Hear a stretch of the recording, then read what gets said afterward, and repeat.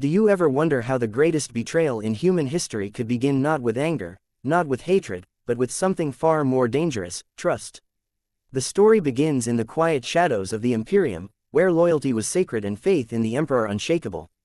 Horus, the favored son, the War Master, carried not only armies but the hopes of an entire galaxy. Men and women believed in him, followed him without question, and confided in him as they would in the Emperor himself. But trust, once given blindly, can become the knife that pierces the heart. The seeds of betrayal were planted slowly, hidden beneath camaraderie, admiration, and whispered counsel. At first, nothing seemed wrong.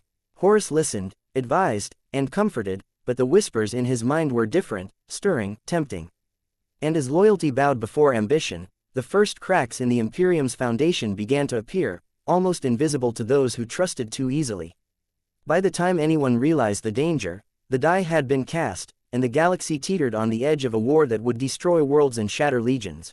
Horus' rise was not marked by grand betrayals or overt treachery. It was subtle, insidious, like a shadow creeping over the light. Those closest to him noticed small changes first: a flicker of doubt, a question lingering too long, a hesitation in his loyalty. He began to seek counsel not only from the Emperor but from voices that promised power, whispers that told him the galaxy would only thrive under his vision. Trust became his weapon. Brothers in arms, who had fought alongside him through countless campaigns, confided their fears and secrets, unknowingly feeding the plans that would turn him against them. The War Master, beloved and admired, became both a friend and a phantom menace. Every decision, every command, was now a step closer to catastrophe, yet cloaked in the appearance of care, of duty, of devotion. And as the Imperium looked to its favored son for guidance, Horus' heart was quietly consumed by the intoxicating belief that only he could save humanity from itself. The betrayal was no longer a thought. It was inevitability. The whispers that had once been distant shadows grew louder, more insistent. Horus began to question not only the Emperor's vision but the very foundations of loyalty itself. He spoke to brothers he once called family, planting seeds of doubt under the guise of camaraderie, of concern for humanity's survival.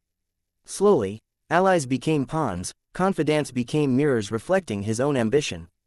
The first decisions that would define the heresy were made in secret councils and silent conversations, where each choice seemed necessary, justified, and unavoidable. Trust was exploited at every turn. Those who believed in him were blinded by faith, unable to see the storm building behind his eyes. And yet, even as the first tendrils of betrayal spread through the legions, Horus' smile, his laughter, his command, all remained unchanged to those who still revered him. The galaxy sensed nothing, yet everything was shifting. The heresy had begun, quietly, invisibly, and it would grow unstoppable. The first cracks of open betrayal appeared not with war cries, but with promises and persuasion. Horus reached out to primarchs and commanders who had always followed the Emperor without question, speaking in tones of reason and inevitability. He told them the Imperium could only survive if it was guided by strength, by vision, by someone willing to act where the Emperor would not. And slowly, one by one, hearts that had once been loyal began to waver. Decisions were made in silence, alliances formed in shadows, and entire legions shifted under his influence, believing they acted for the greater good. Trust became the weapon of war itself. Those who still obeyed did not know they were stepping into a trap. And as Horus' power grew, the first battles of the heresy began to ignite, not across planets, but in the minds of men who could no longer distinguish duty from deception, brotherhood from betrayal.